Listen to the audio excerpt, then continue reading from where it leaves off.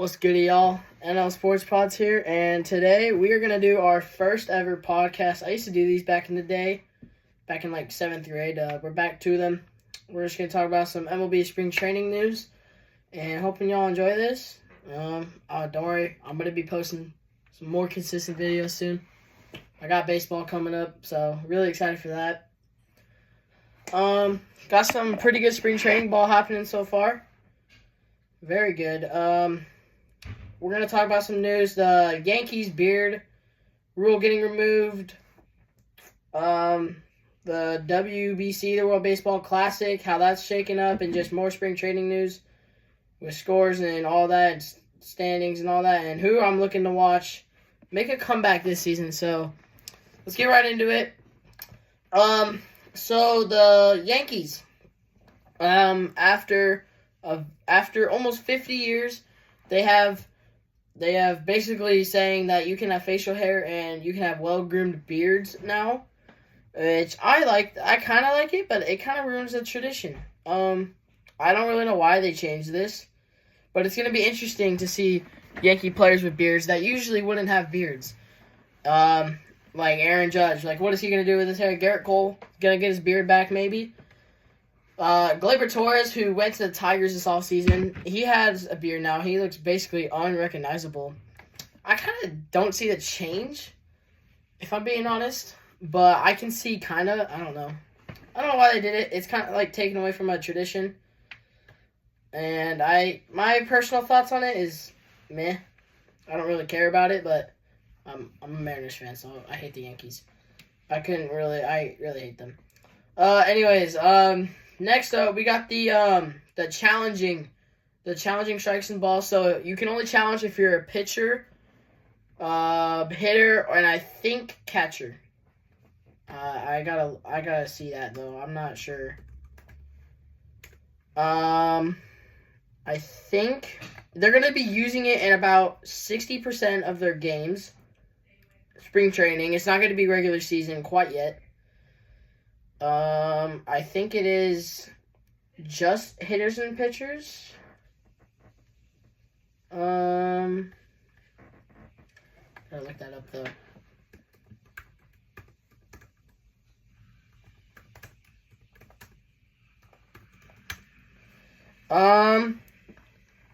They will receive 2 challenges. They'll challenge it. They'll tap their helmet or tap their head or whatever. Okay, so yeah, the batter, pitcher, or the catcher can challenge an umpire's call. The manager cannot do it. It must be made immediately after the umpire's call without assistance from the dugout or other players. So they can't be like, oh, yo, challenge this thing. Oh, challenge that. That should have been a strike. Oh, no, that's a ball. No, the hitter has to recognize it and call the challenge immediately.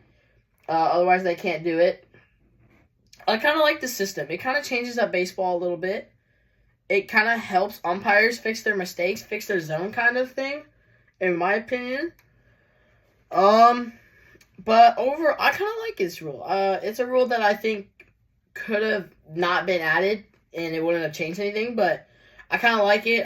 It'll probably stop more ejections from players complaining about balls and strikes, because then they can just challenge it. I'm curious to see how it'll affect close situations. If there's 2 outs, you're down by 1, they call a terrible pitch, and you review it, and you stay in the game, and you win the game. I'm curious to see how fans will react to that kind of circumstance, but I like the rule. I'm really happy that they included that the manager can't make any decisions about it. I really like that rule part of it. And yeah, I agree with this rule. It's better than the pitch clock. I'm not a fan of the pitch clock. I think it takes away an aspect of baseball. It takes away some of the fun, if I'm being honest. And it kind of ruins pitchers' flows and hitters' flows. Well, not hitters, pitchers. More pitchers, because they kind of have to quick pitch. They can't sit there really as long, which I liked it. I like that rule. So yeah, I agree with the rule, mainly. Yeah. So we're going to take a look at some players who are looking to have a bounce back year and some teams who are looking to have a bounce back year. The Braves. We're going to start off with the Atlanta Braves. So kind of disappointing last year. Gets eliminated by the San Diego Padres in the wild card. It's kind of disappointing if you're a Braves fan. My brother is a Braves fan, so I kind of like to make fun of him, especially when we beat them most of the time. So let's take a look here at the standings. Definitely, so they finished 89-73. So they were a 5th seed. Yeah, because, no, 6th seed, because they got, no, 5th seed, because they got above the Mets. They're pretty disappointed. I know Acuna and Strider got hurt. But ultimately, they had high expectations going into this year, or going into last year. They didn't live up to it, and they got to come back and prove that they can. They've lost Max Fried to the Yankees, which will really hurt their rotation until Spencer Strider gets back. So they're going to have some guys that are going to have to step up. Smith Schroeder's going to have to step up a lot, play into that role. Yeah. Acuna, trying to think. Riley, I don't know when he is going to be back.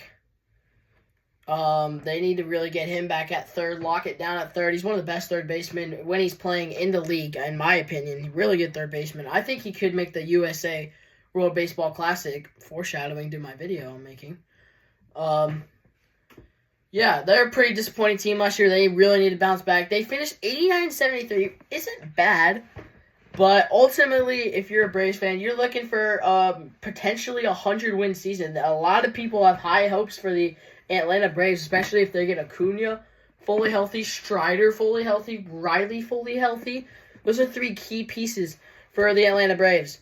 I think this is a bounce-back year for them. They got to have one, or some changes have to be made. Sticking with the NL East theme, the Philadelphia Phillies. They finished 95-67. They clinched the division up by 6 games. They just missed the Dodgers by 3 games and they got a 2nd seed, so they get a bye.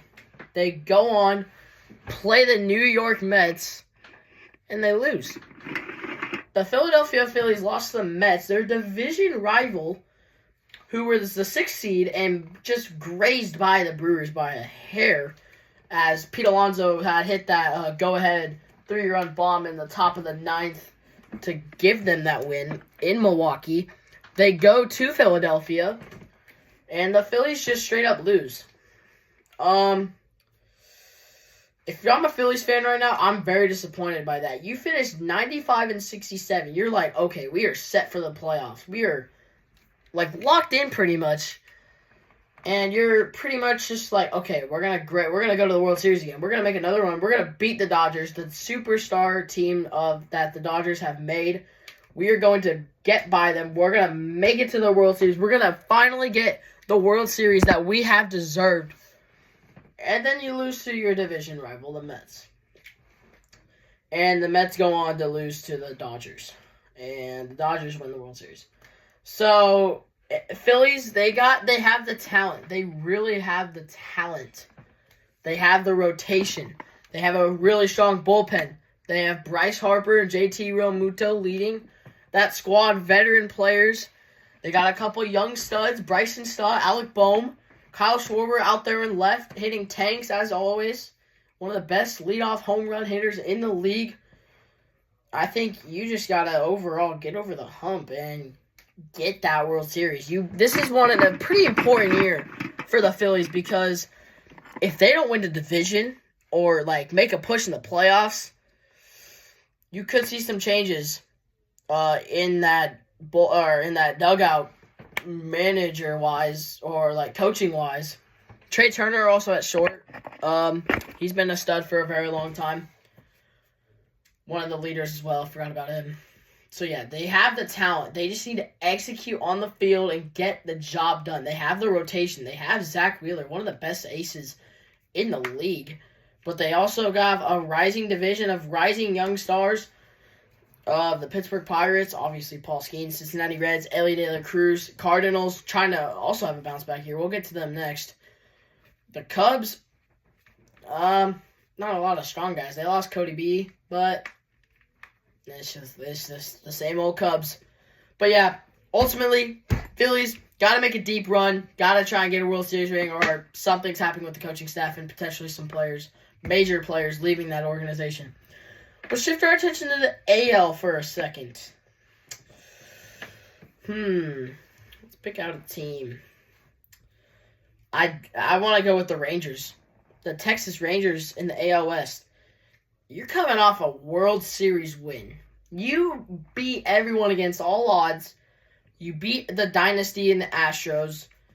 You beat the Orioles. And then you go on and win a World Series against the Diamondbacks. You're feeling pretty strong going in this year, and you fall 78 and 84. You fall below a winning record. You're almost 10 games under 500. That's a yikes, in my opinion.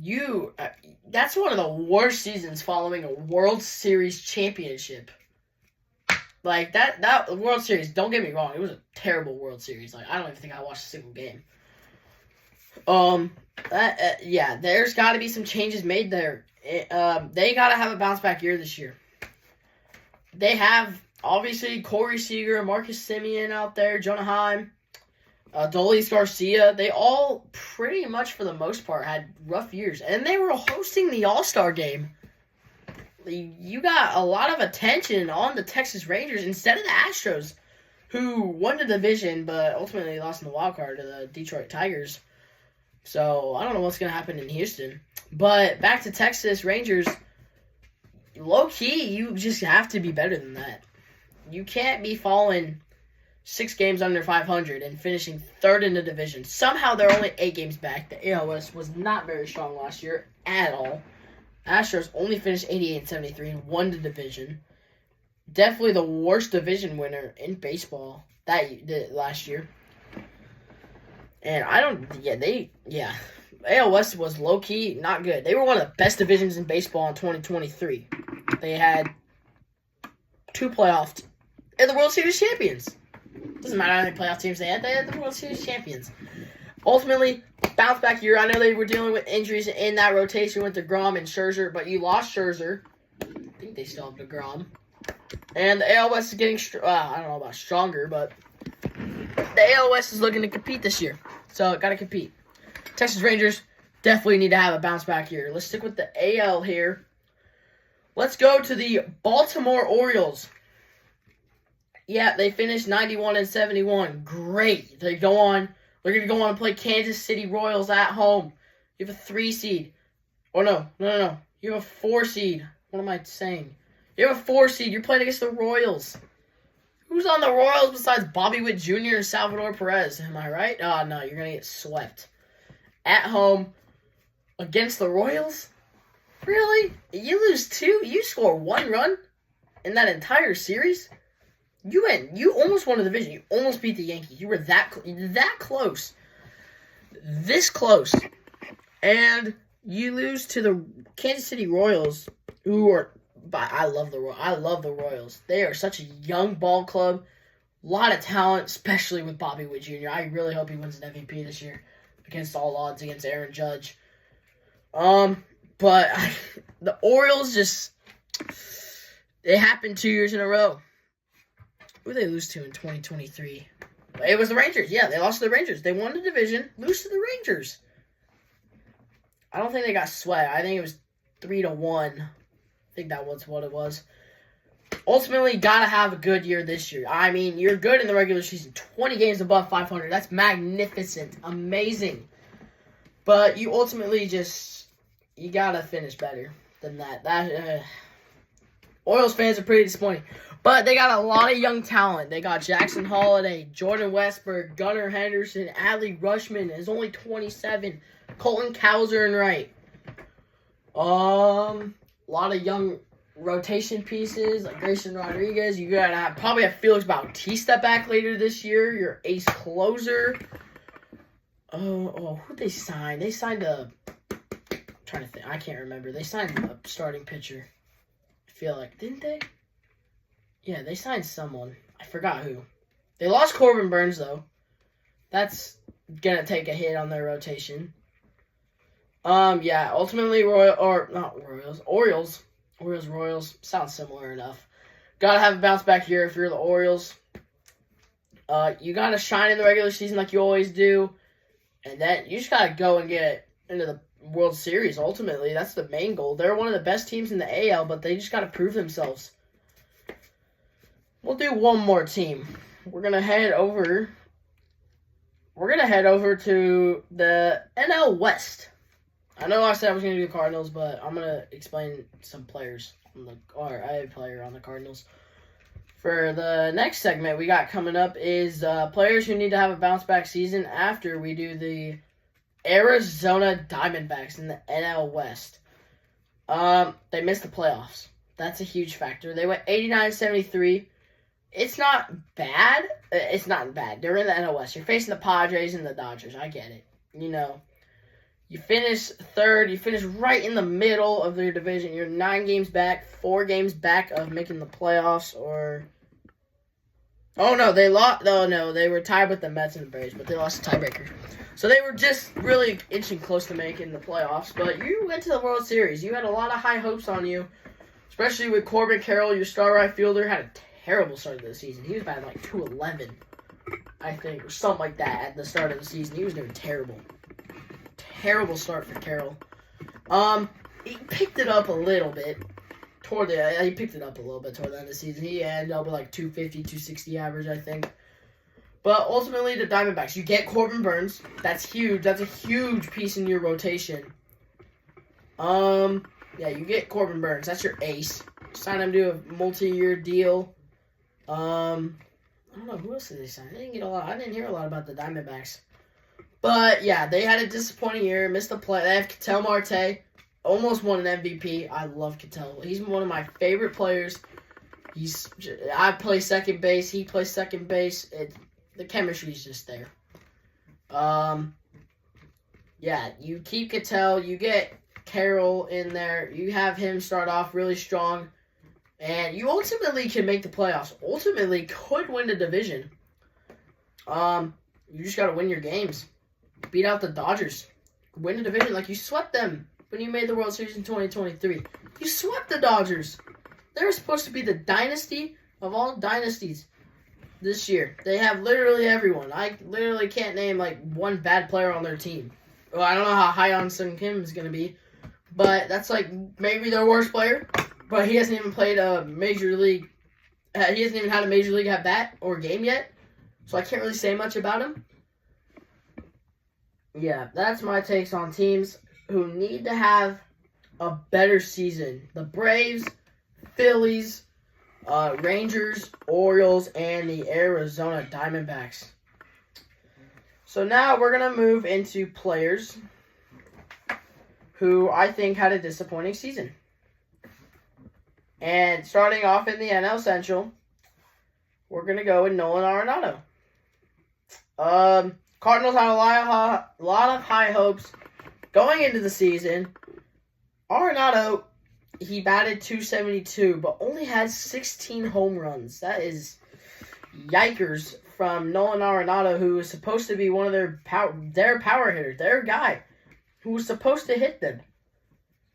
I think his 2023 season was ultimately better, even though the average was a little bit down for him, for Arenado in 2023, in 2023, but he also played less games. Wait, that's not a factor. But 2024, he needs to kick it up this season. He had trade talks in the offseason, ultimately did not get traded. He needs to go back to his old form. I'm being honest. He was tied 39th in batting average, 117th in home runs. That's not good. Tied 72nd in RBIs, 101st on OPS. Yeah, that's not very good, if I'm being honest, for the Cardinals. They're looking for him to be the leader of that squad. They're looking for him to, carry them to a playoff berth. Let's see here.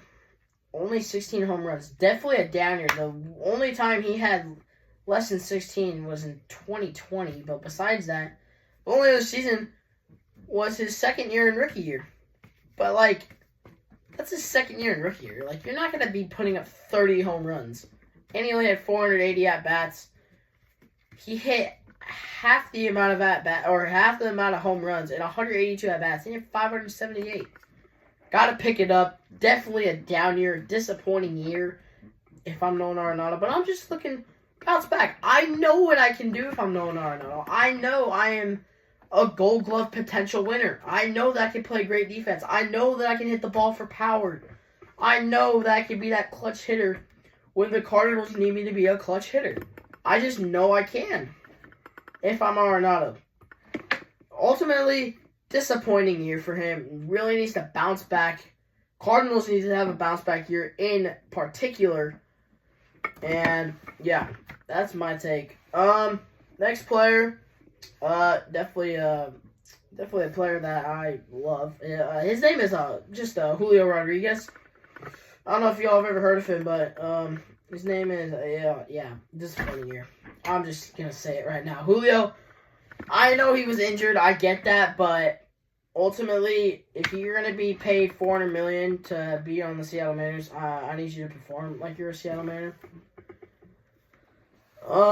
Julio, I know he was injured. He had less batting.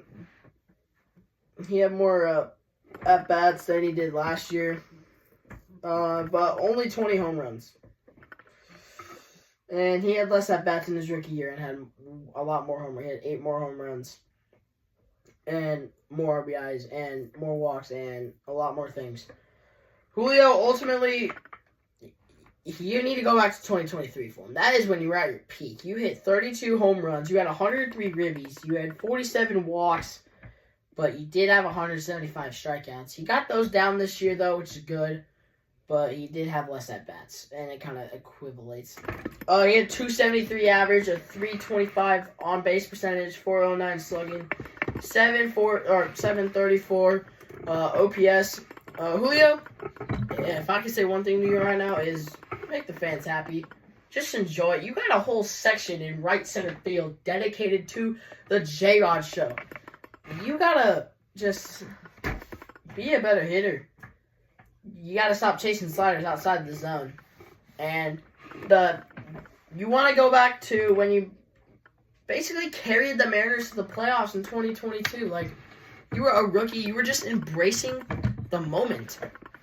I know you've dealt with injuries in the past. I low-key just wrote an essay about you in English. So, yeah. So I know a lot of things about you, buddy. But anyways. Just need to have a better bounce-back year. I know the Mariners, I'm disappointed by our offseason. Our offseason was horrendous. And that's a segue into our next segment is grading teams offseason. I know I made a video on that a few days ago, but I'm going to go deeper. Do different teams than what I did in that video. Do teams we haven't mentioned yet. I guess I mentioned the Seattle Mariners now. Julio, ultimately, just have a better year. Just have fun. You struck out so many times. I'm just looking at this and oh my gosh. 145 your rookie year, 175 your second year, and 156 in your third year. Ultimately, don't just try and strike out a little less. You don't gotta lower it by 50 and hit 215. No, you just calm down a little bit. Just wait for your pitch. That's what I've always been told. Who else should we do? Who else was disappointing last year? I'm trying to think. I didn't really plan before I started this, so trying to think. I'm trying to do a pitcher. I'm blanking. I'm blanking.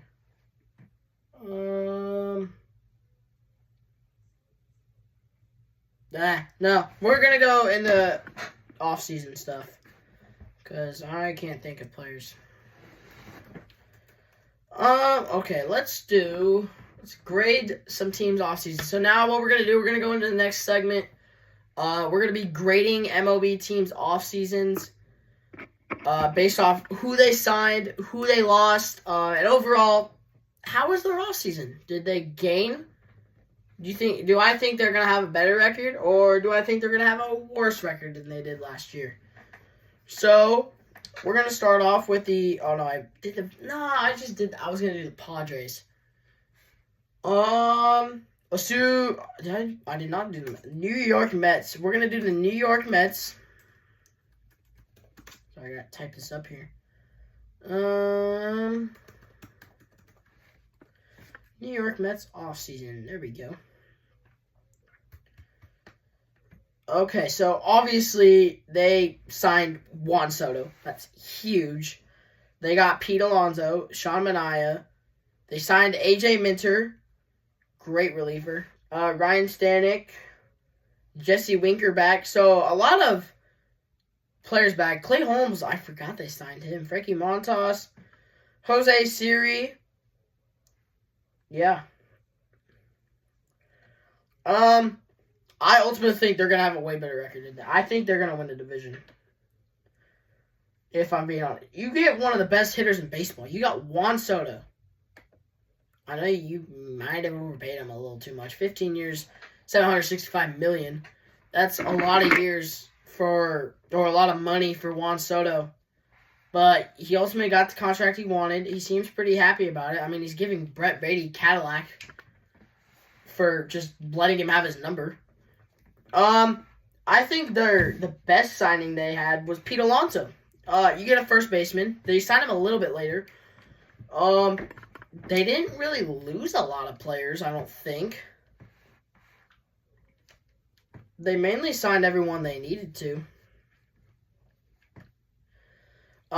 You got a couple more. Well, you just re-signed. You got Clay Holmes. He had the most blown saves last year, but he's ultimately a really good closer. He'll go well with Edwin Diaz. I know he had a struggle bus of a year. Oh, I could have done him. That's whatever now.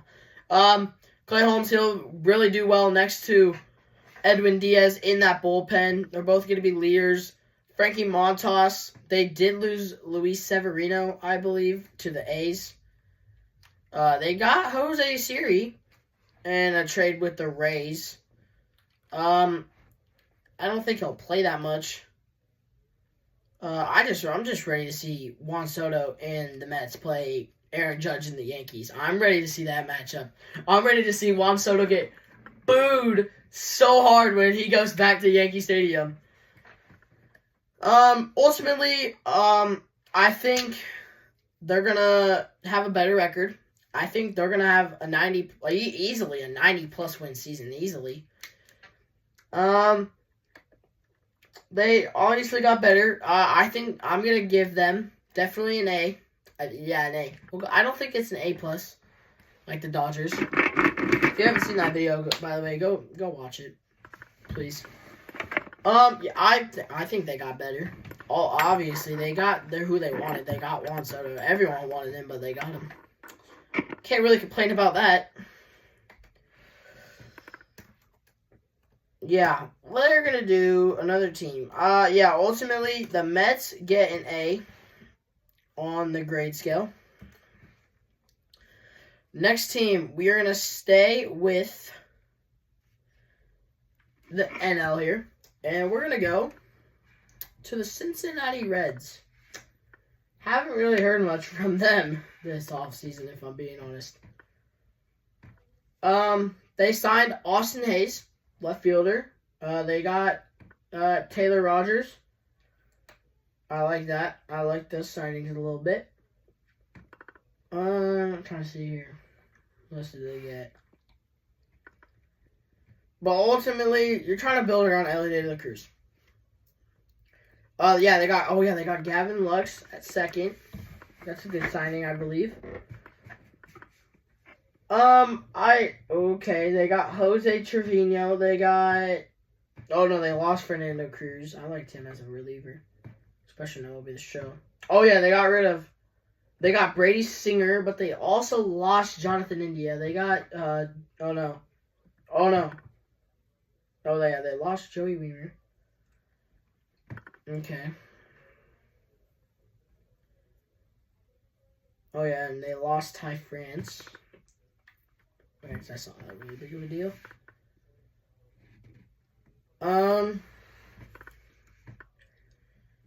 Okay. I'm gonna give them a C. It's a C. I don't think they got better. I don't think they got worse. They got a couple guys they wanted. You get Brady Singer for the rotation. He's not a bad pitcher at all. But you also give up second base and Jonathan India. But you also get what was the name again? They got Jose Trevino for catcher. Don't mind that at all. They got Austin Hayes. I don't mind him. He's a good left fielder. He was on the Phillies, I believe, last year. You got Taylor Rogers, cool reliever. I like his windup a lot. Honestly, Yeah, they didn't get a second baseman. I thought they did. Or maybe I'm tripping. I'm tripping sometimes. Oh, there's a lot more down here. Yeah. Oh yeah, Gavin Lux. That's right, Gavin Lux. No, I'm gonna go with C+. C+ for the Cincinnati Reds. I don't think they got better, but they ultimately didn't get worse. I know they traded. Oh no, they traded him in the offseason. I don't think they got worse. I don't think they got better. I think they're gonna stay around the same. Maybe if Ellie De La Cruz, maybe he'll go off. Maybe Rhett Lauder. Their prospect, one of the top prospects from Wake Forest. Wake Forest. I think if he does well, if they all do well, they could finish better. They could maybe get a winning record, but they're ultimately trying to build around it. That's who you want to build around. And I don't think they're there yet. They're not quite there. Okay. We're going to do one more team, and we're going to wrap this thing up. Okay, let's go to an AL team. Oh, let's go to the Toronto Blue Jays. I want to talk about them. So, they ultimately did not re-sign Vlad. You need to do that a lot easier, or a lot earlier. They did get Anthony Santander from the Royals. Oh, not the Royals. Why do I keep saying the Royals? The Orioles. To a 5-year contract. I love that signing, if I'm being completely honest. I love that signing. Very good. He will give more support to Vlad. Bo Bichette, also one of those guys who needs to have a bounce back year. And they got Max Scherzer. If he stays healthy, he could be a good pitcher for them. Let's take a look here. They got Anthony Santander. I don't think they lost anyone, really. I don't think. I can't remember. Did they lose anyone big? I don't think so.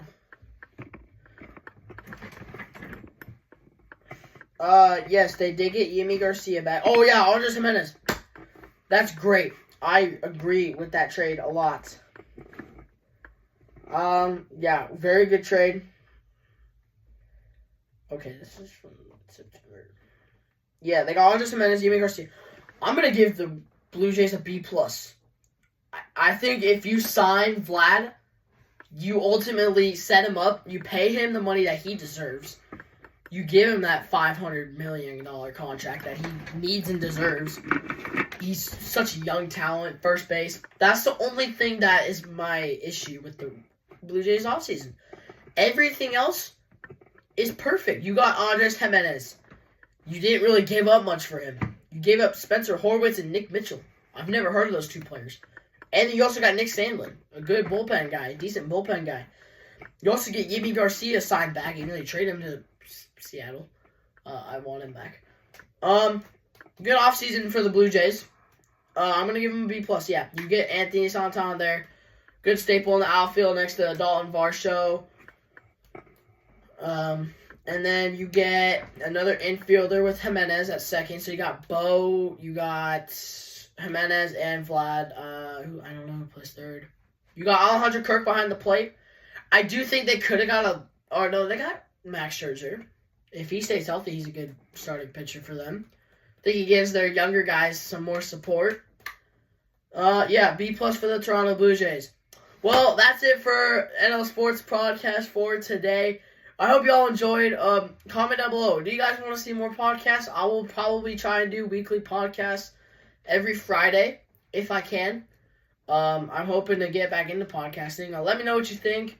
Let me know what I can improve on. Let me know what you want to see next week, if you want to see it next week, one else. And comment down below if y'all want a face reveal, because I did one a little bit ago, but I'll give y'all a face reveal if y'all want one. So, all right, peace out. Make sure y'all subscribe. I'm trying to hit 1K by the end of the year. Let's try and get that by 2026 for my 16th birthday. And like the video and subscribe. And share the podcast. I know it's a really long one, but why not? You know what I'm saying? All right. And all out, boys. Peace out.